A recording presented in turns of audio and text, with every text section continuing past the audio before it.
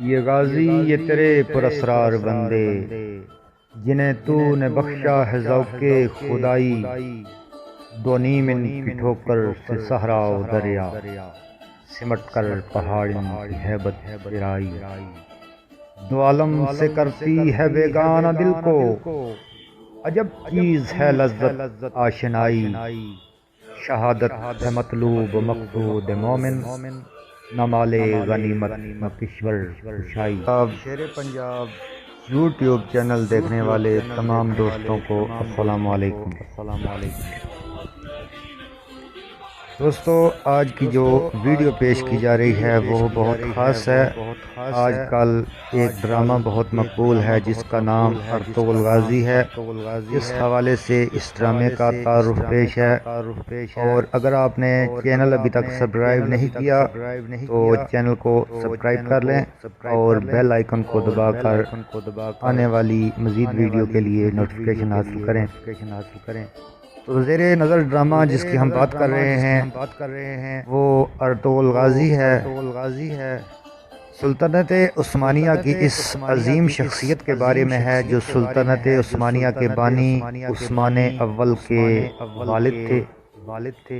ان کا نام ارطغرل تھا اور انہیں غازی ارطغرل کے نام سے بھی جانا جاتا ہے۔ ان کا زمانہ 1230 سے 1281 عیسوی تک کا ہے، اور یہ ایک خانہ بدوش قبیلہ کائی کے سردار تھے۔ ان کے والد سلیمان شاہ تھے۔ ڈرامہ ارطغرل کے 5 سیزن ہیں جن کی جملہ اقساط کی تعداد 157 ہے۔ ہر قسط کا دورانیہ 2 گھنٹے ہے۔ ارطغرل اپنی کہانی، اپنی تیاری اور اداکاری کے اعتبار سے ایک شاہکار ہے۔ ڈرامہ ارطغرل ترکی کے خانہ بدوش قبیلے کائی کی کہانی ہے، جس کے مطابق کائی قبیلہ کے ایک جنگجو قبیلہ ہے جو کہ ایک طرف بے رحم موسموں کے نشانے پر ہے اور دوسری جانب منگولوں اور صلیبیوں کے نشانے پر ہے۔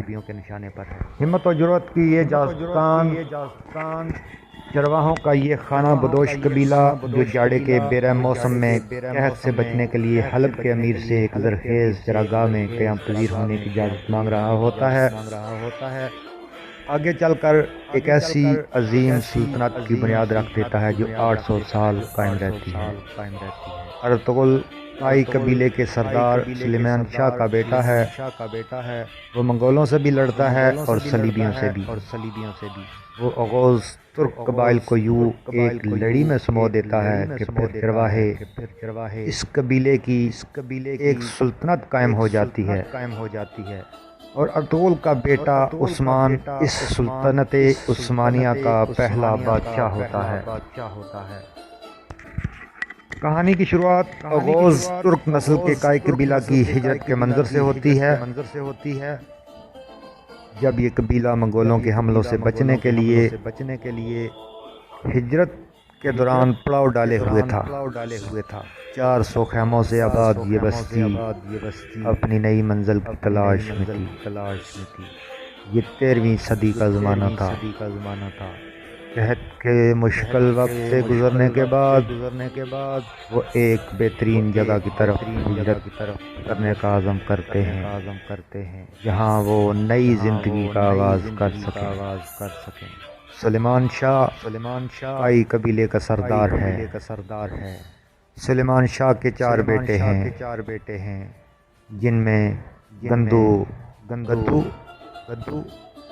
سنگورتکن، ارطغرل اور سب سے چھوٹا دوندار۔ سارم کو منگولوں نے پکڑ لیا تھا اور وہ لاپتہ ہے، اسے مردہ سمجھا جاتا ہے، جس پر حائمہ خاتون کو یقین نہیں آتا۔ اس کے 2 بیٹے الدارو اور ارطغرل اس کے وفادار ہیں اور قبیلہ کے امور میں حصہ لیتے ہیں۔ قبائلی امور میں بھرپور شرکت کے لیے ذوالجان کی ابھی عمر نہیں ہے۔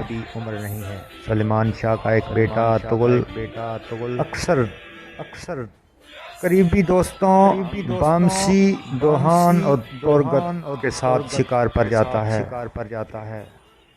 شکار کے دوران اس کا سامنا ٹیمپلر سے ہوتا ہے جو 3 قیدیوں کو لے کر جا رہے ہوتے ہیں۔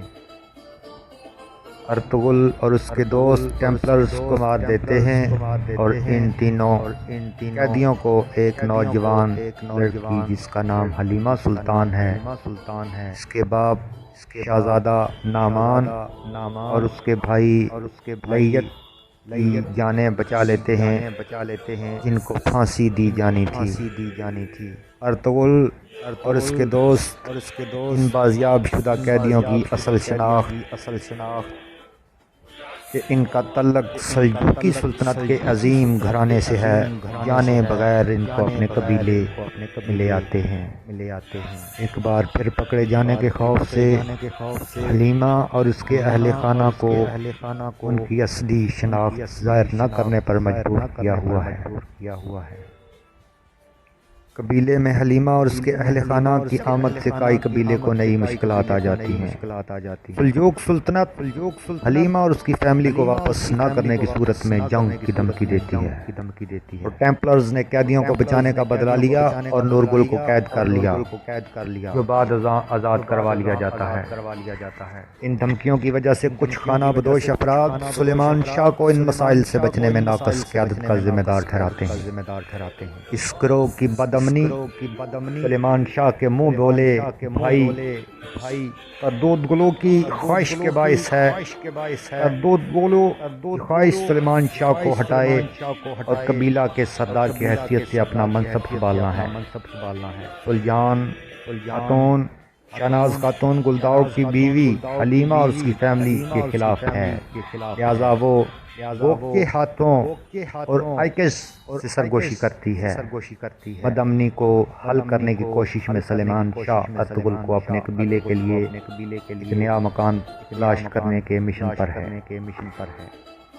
خاص طور پر وہ ارطغرل اور اس کے 3 ساتھیوں کو امیر حلب العزیز سے معاہدہ کرنے کے لیے حلب بھیجتا ہے، جہاں ارطغرل کو پتہ چلتا ہے کہ امیر حلب کے محل میں صلیبی مسلمانوں کا روپ دھارے ہوئے کام کر رہے ہیں کہ وہ اپنی چالوں سے ارطغرل کو قید کروا سکتے ہیں، لیکن وہ کچھ شیر دلوں کی مدد سے آزاد ہو جاتا ہے۔ شہزادہ نعمان اور اس کی بیٹی حلیمہ سلطان بھی حلب میں جاتے ہیں، جہاں پر امیر حلب حلیمہ سے شادی کرنا چاہتا ہے، لیکن حلیمہ سلطان عین نکاح کے وقت انکار کر دیتی ہے۔ بعد ازاں امیر حلب کو سچائی کا پتہ چل جاتا ہے اور وہ ارطغرل سے معذرت کرتا ہے۔ ارطغرل کی غداری سامنے آ جاتی ہے، اس کی گردن ارطغرل کی تلوار اڑا دیتی ہے، جبکہ شہناز خاتون طیبہ طائب ہو